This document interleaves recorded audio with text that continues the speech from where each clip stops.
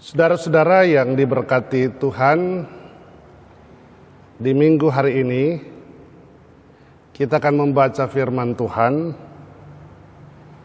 yang terambil dalam kitab Perjanjian Lama, kitab Mazmur, pasalnya yang ke-107, ayat 1 hingga ayatnya yang ke-9.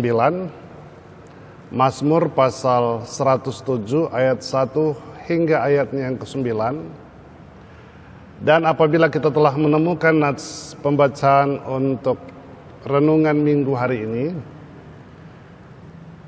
terlebih dahulu mari kita memohon bimbingan Roh Kudus. Kita berdoa. Ya Allah Bapa kami mengucap syukur untuk hari yang Engkau anugerahkan.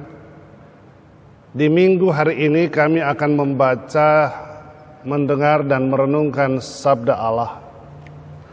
Karena itu Bapa di sorga, kuasai hati dan pikiran kami dengan kuasa Roh Kudus-Mu. Berikanlah kepada kami hikmat-Mu, agar firman Tuhan hari ini dapat menjadi pedoman hidup bagi kami dalam mengarungi anugerah kehidupan yang Tuhan beri kepada kami, tentu bersama dengan keluarga. Dalam kuasa kasih karunia Roh Allah dan hikmat Tuhan, maka bersabdalah, sebab kami anak-anak-Mu telah bersedia untuk mendengar. Di dalam nama Tuhan Yesus firman yang hidup itu, kami berdoa dan mengucap syukur kepada Allah Bapa di dalam kerajaan sorga. Amin.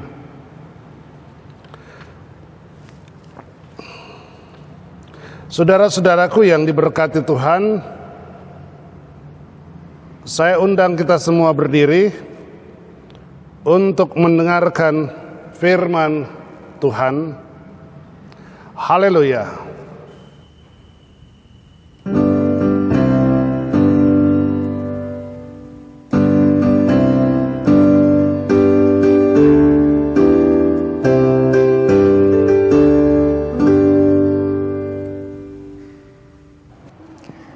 Bacaan Alkitab dalam ibadah ini terambil dari Mazmur 107 ayat 1 hingga 9 yang menyatakan, nyanyian syukur dari orang-orang yang ditebus Tuhan. Bersyukurlah kepada Tuhan sebab Ia baik, bahwasannya untuk selama-lamanya kasih setianya. Biarlah itu dikatakan orang-orang yang ditebus Tuhan, yang ditebusnya dari kuasa yang menyesatkan, yang dikumpulkannya dari negeri-negeri, dari timur dan dari barat, dari utara dan dari selatan. Ada orang-orang yang mengembara di padang belantara. Jalan ke kota tempat kediaman orang tidak mereka temukan. Mereka lapar dan haus, jiwa mereka lemah, lesu di dalam diri mereka. Maka berseru-serulah mereka kepada Tuhan dalam kesesakan mereka, dan dilepaskannya mereka dari kecemasan mereka. Dibawanya mereka menempuh jalan yang lurus, sehingga sampai ke kota tempat kediaman orang. Biarlah mereka bersyukur kepada Tuhan karena kasih setianya, karena perbuatan-perbuatannya yang ajaib terhadap anak-anak manusia. Sebab dipuaskannya jiwa yang dahaga, dan jiwa yang lapar dikenyangkannya dengan kebaikan. Demikian pembacaan Alkitab. Dari uraian firman Tuhan yang telah kita dengar, maka hendaklah firman Tuhan dengan segala kekayaannya diam di dalam hatimu, dan ucaplah syukur kepada Allah.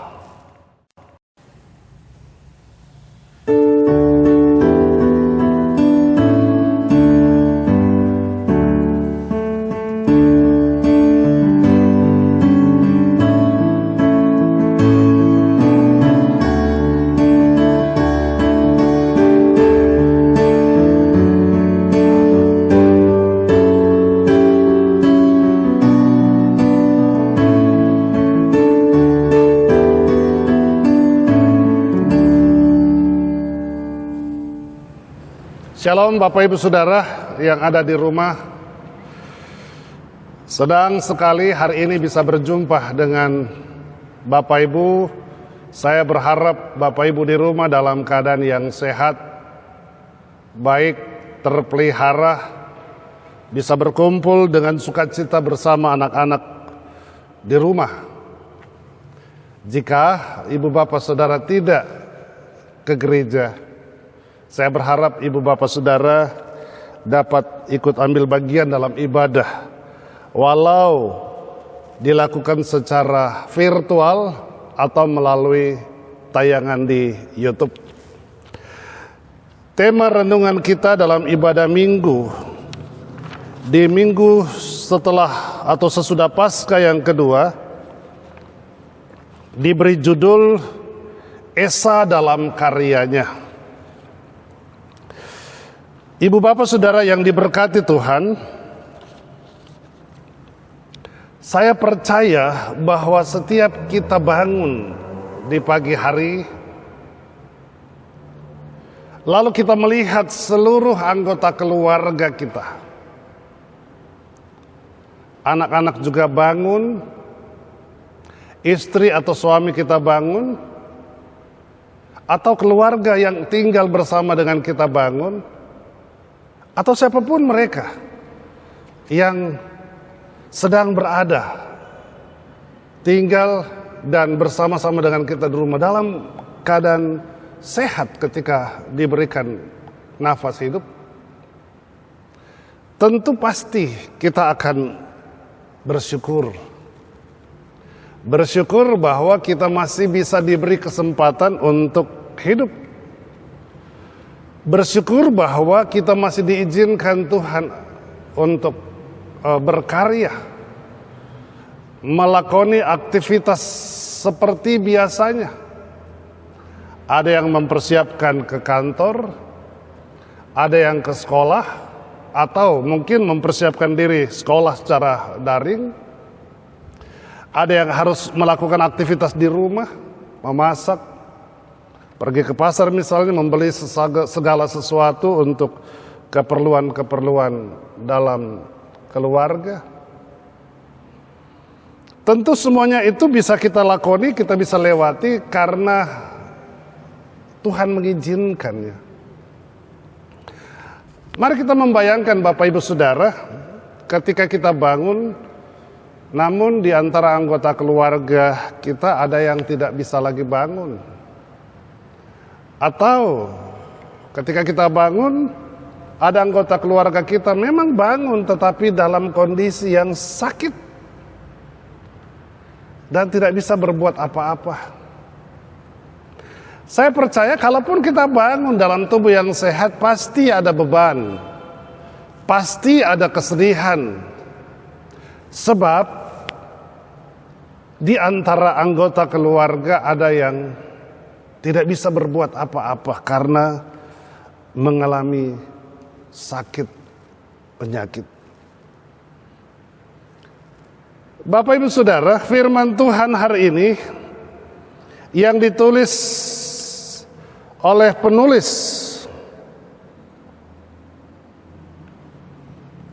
kitab Mazmur mencoba menguraikan tentang bagaimana perbuatan Tuhan dan karenanya ia mengucap syukur. Kita tahu bersama bahwa para penulis kitab Mazmur, ya, di sana ada Raja Daud, ya, juga di dalamnya ada Asaf, ya, dan ada tulisan-tulisan yang lain. Sebenarnya ingin mengungkapkan bagaimana perasaan-perasaan atas penyertaan dan pertolongan Tuhan yang boleh mereka alami. Tentu ada banyak peristiwa-peristiwa penting, ada susah, ada senang, ada duka dilewati oleh para penulis kitab Mazmur ini. Namun pada akhirnya mereka berkesimpulan bahwa Mereka mampu melewatinya, menghadapinya karena mereka percaya Tuhan memberikan pertolongan kepada mereka. Karena di muka bumi ini tidak ada satu orang pun yang melewati hidupnya dengan mulus, seperti jalan tol yang tanpa hambatan. Tidak ada. Bahkan tokoh-tokoh Alkitab, para nabi sekalipun, mereka melewati berbagai tantangan yang luar biasa. Jangankan para nabi, Yesus Kristus yang kita sembah sebagai Tuhan dan Allah, ketika ia datang ke dalam dunia, dia harus melewati dinamika hidup. Bahkan di balik pelayanannya ada duka yang harus ia hadapi atau alami. Ia harus melewati penderitaan, disiksa, dicaci maki, diludahi, dipukul, disesah, dicambuk. Bahkan dia harus memikul salibnya menuju ke Golgota. Itulah bagian dari dinamika hidup yang Allah harus lihat secara nyata melalui Yesus Kristus. Tetapi di balik semua yang terjadi ada rancangan indah Tuhan. Kalau para penulis kitab Mazmur, di balik setiap peristiwa mereka melihat bagaimana kebesaran Tuhan, bagaimana campur tangan Tuhan, bagaimana pertolongan Tuhan yang Tuhan boleh hadirkan, sehingga dalam kesulitan-kesulitan yang mereka lewati, mereka selalu diberikan jalan keluar. Itulah sebabnya dalam tulisannya, si penulis kitab Mazmur ini mengungkapkan perasaannya. Pada ayat yang pertama dia katakan, bersyukurlah kepada Tuhan sebab ia baik, bahwasanya untuk selama-lamanya kasih setianya. Mazmur yang menuliskan pada ayatnya yang pertama ini, dia menyatakan ungkapan syukur, bersyukur. Dia hendak memuji Allah, ia ingin membesarkan nama Tuhan. Mengapa? Karena kebaikan Allah yang luar biasa yang dia rasakan, sehingga dia katakan, bersyukurlah kepada Tuhan karena ia baik. Karena kebaikannya lah ia diberikan kesempatan untuk melewati tantangan, dinamika hidup yang luar biasa. Tetapi Tuhan tidak meninggalkan dia. Tuhan ada dalam situasi yang sulit. Tuhan menopangnya sehingga ia dapat dan mampu berdiri walau ia diperhadapkan pada kesulitan. Pemazmur mengungkapkan bahwa kasih setianya tidak pernah berkesudahan. Sebagai manusia terkadang dia menjadi lemah. Sebagai manusia terkadang dia akhirnya tidak lagi mengandalkan Tuhan. Terkadang ibu bapak saudara dan saya, kita seringkali ketika kita berseru kepada Tuhan dan pada saat itu Tuhan tidak mendengarkan atau tidak menjawab doa kita, lalu kita menjadi lemah. Lalu kita berhenti berdoa. Padahal di sini Tuhan tidak melihat kesetiaan kita. Bagaimana ketika Tuhan tidak menjawab doa kita, apakah kita masih tetap setia dan selalu bersyukur kepada Tuhan? Padahal Tuhan pasti akan menjawab doa kita. Walaupun terkadang apa yang kita minta tidak sesuai dengan apa yang Tuhan ingin berikan. Sebab Tuhan lebih mengerti, lebih mengetahui apa yang kita butuhkan dibanding apa yang kita harapkan daripadanya. Karena itu pemazmur mengungkapkan bahwa kasih setia Tuhan itu tidak pernah berkesudahan. Selama-lamanya kasih setianya dia nyatakan kepada kita. Pada ayat yang kedua dia katakan, biarlah itu dikatakan orang-orang yang ditebus Tuhan, yang menyesahkan. Mazmur mengungkapkan bahwa ungkapan syukur itu tidak hanya diungkapkan pada saat kita menikmati hari hidup. Karena itu di dalam Tesalonika diungkapkan atau si penulis kitab Tesalonika mengungkapkan bahwa ungkapan syukur itu harus dilakukan dalam segala hal. Artinya susah dan senang, situasi yang sulit sekalipun, bahkan dalam duka cita sekalipun, kita diajarkan untuk senantiasa mengucap syukur. Sebab setiap peristiwa hidup yang kita lewati, di dalamnya ada rancangan Tuhan.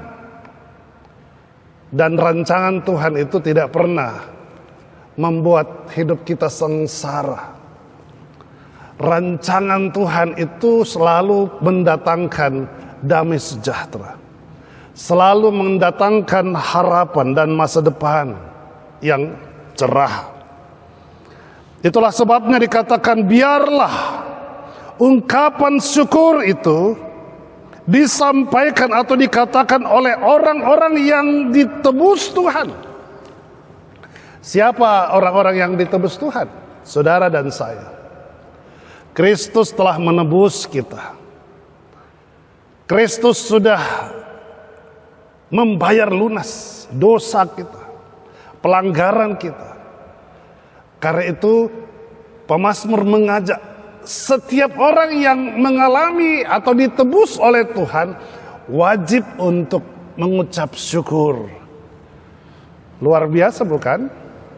Bagaimana si penulis ini mencoba menggiring kita bahwa siapapun mereka yang telah menerima penebusan Allah di dalam Kristus Yesus wajib untuk mengucap syukur dalam segala hal, dalam situasi yang apapun. Pada ayat yang ketiga, yang dikumpulkannya dari negeri-negeri, dari timur dan barat, dari utara dan selatan. Tuhan tidak membatasi karya penebusannya. Dia tidak menganugerahkannya kepada orang-orang Israel saja. Dia tidak menganugerahkannya kepada orang-orang yang percaya kepadanya, tetapi kepada semua orang. Dia menganugerahkan kasih setianya. Tinggal waktunya. Artinya, kalau kita sudah percaya kepadanya, maka orang yang belum percaya diberi kesempatan untuk percaya. Ada waktu yang Tuhan kasih untuk percaya kepadanya, supaya mereka pun juga memperoleh penebusan Allah.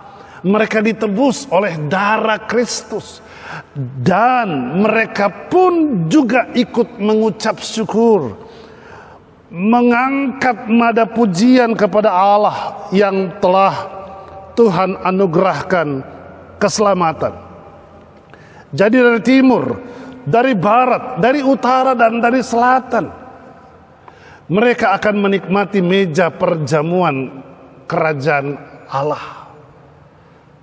Seperti yang diungkapkan oleh Injil Lukas, ya, bahwa pada akhirnya semua orang itu akan datang dari timur, barat, utara, dan selatan, dan duduk dalam meja perjamuan kudus Allah.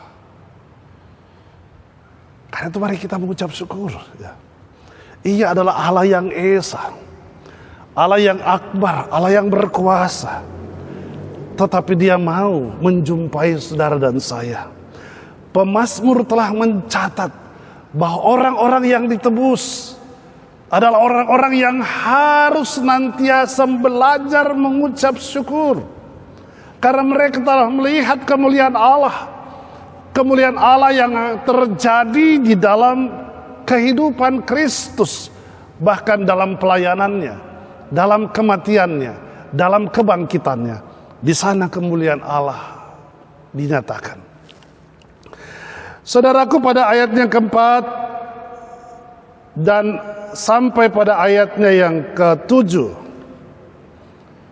dikatakan ada orang-orang yang mengembara di padang belantara, jalan ke kota tempat kediaman orang tidak mereka temukan. Mereka lapar dan haus, jiwa mereka lemah lesu di dalam diri mereka.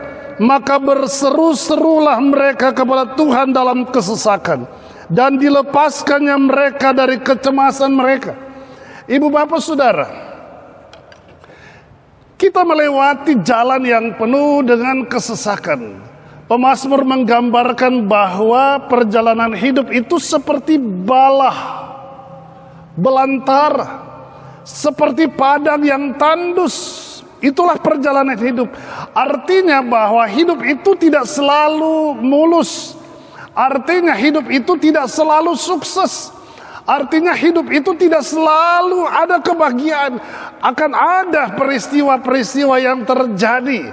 Baru-baru ini kita saksikan peristiwa bencana alam di NTB dan NTT. Luar biasa Bapak Ibu Saudara, banyak yang menjadi korban.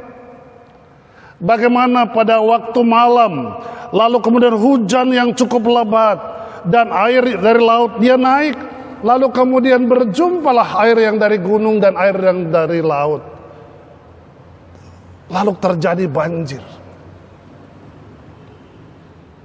Orang yang lagi tidur, kemudian tiba-tiba air menghampiri mereka, bahkan disertai dengan lumpur.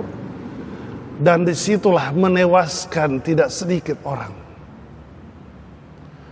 Saudaraku, pemazmur mengungkapkan bahwa peristiwa-peristiwa itu terjadi, diizinkan Tuhan. Dikatakan ada orang-orang yang mengembara di padang belantara, jalan ke kota tempat kediaman orang tidak mereka temukan. Kesulitan, kesusahan dialami oleh banyak orang. Mungkin saudara dan saya mengalami hal-hal seperti itu. Kita tidak bisa bersandar kepada orang lain. Kita tidak bisa menemukan bagaimana orang lain mampu membuka belenggu hidup kita. Itulah sebabnya pemazmur mencatat bahwa mereka tidak menemukan orang yang bisa melepaskan mereka dari belenggu penderitaan. Bahkan penguasa pun tidak dapat menghalangi bencana alam yang terjadi di NTT dan NTB. Tidak ada satupun orang yang dapat menahannya.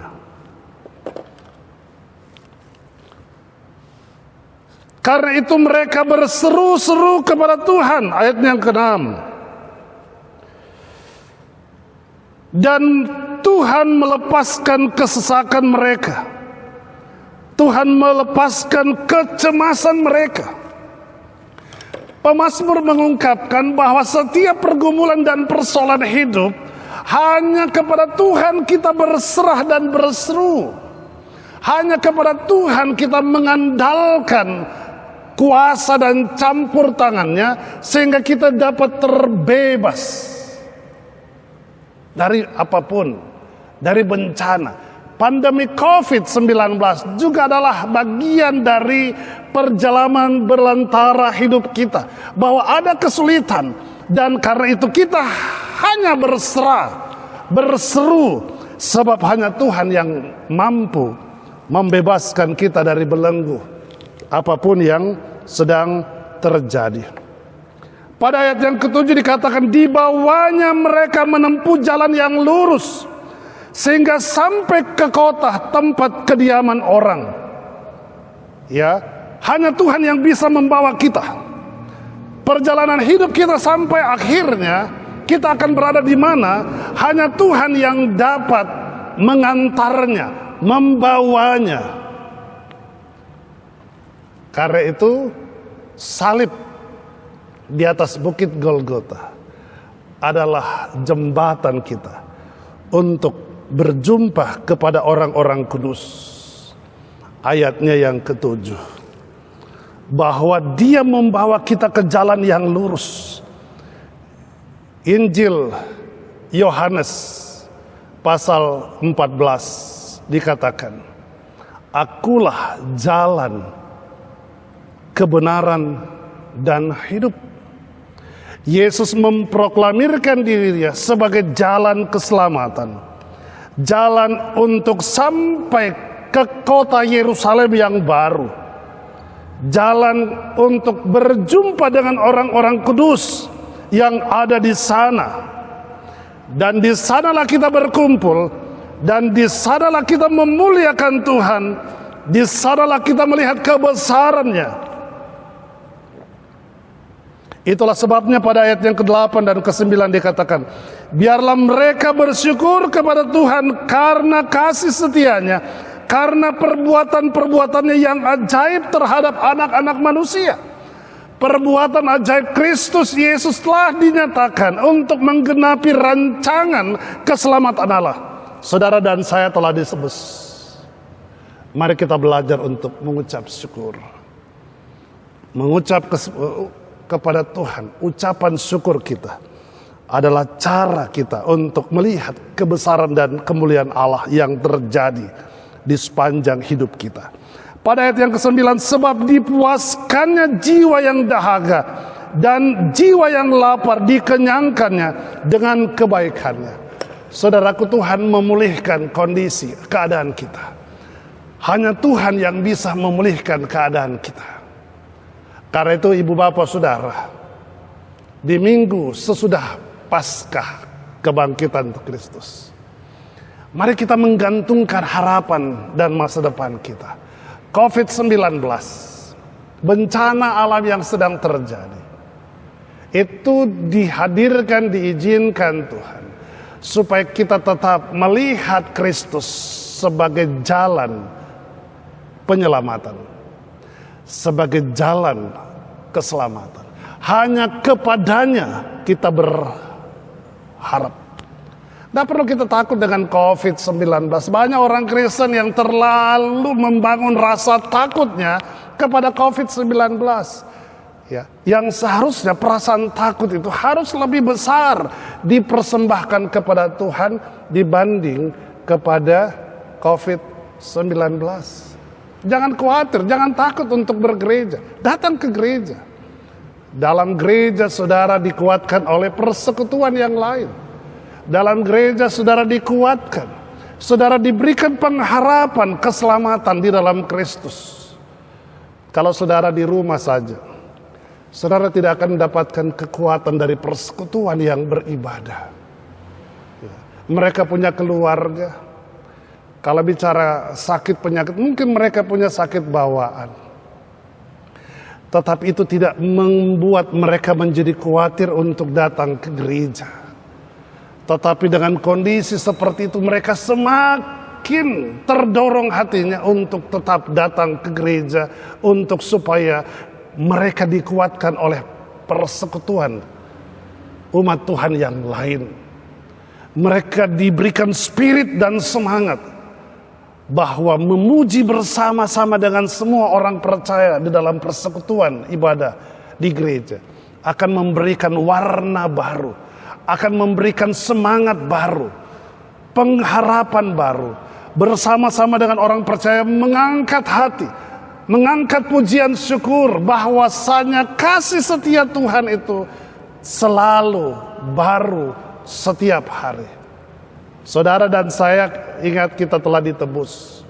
Pergunakanlah penebusan Allah sebagai cara kita untuk terus menggantungkan masa depan kita kepada Tuhan. Bencana alam Tuhan perlihatkan. Ya, kita bersyukur kita tidak mengalami peristiwa seperti saudara-saudara kita yang ada di NTT. Tetapi mari kita memberikan waktu untuk mendoakan mereka, supaya mereka dikuatkan, mereka dihibur, mereka tidak sendiri. Mari kita sisihkan sedikit berkat agar supaya kita dapat ikut terlibat, ambil andil dalam memberikan jawaban atas harapan mereka. Ada banyak yang harus mereka butuhkan. Karena itu Tuhan mengajak saudara yang mengucap syukur, yang telah ditebus, untuk dapat ikut ambil bagian di dalam menyisihkan berkat kita, supaya saudara-saudara kita yang sedang ditimpa bencana alam, mereka dapat diringankan. Artinya kalau mereka sudah mulai pulih sedikit, dalam proses pemulihan itu ada kita di situ, lewat berkat kita, lewat partisipasi kita, lewat sumbangsi kita.